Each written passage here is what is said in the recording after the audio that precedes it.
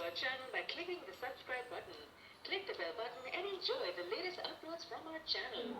सलमान खान की नई film tiger जिंदा है का ट्रेलर बरोज बुध जारी कर दिया गया है, जिसे देखकर फिल्म भी बेहद मुतासिर हुए हैं। यही नहीं बल्कि ट्रेलर के आते ही सोशल मीडिया पर भी धूम मच गई। सलमान खान के मदाहों ने फिल्म में उनकी कारकर्दगी और उनके एक्शन स्टाइल की भरपूर तारीफ की और अब मदाह फिल्म के लिए बेताबी से इंतजार भी कर रहे हैं। हिदायतकार अली अब्बास जफर के मुताबिक फिल्म एक सच्ची कहानी पर मबनी है।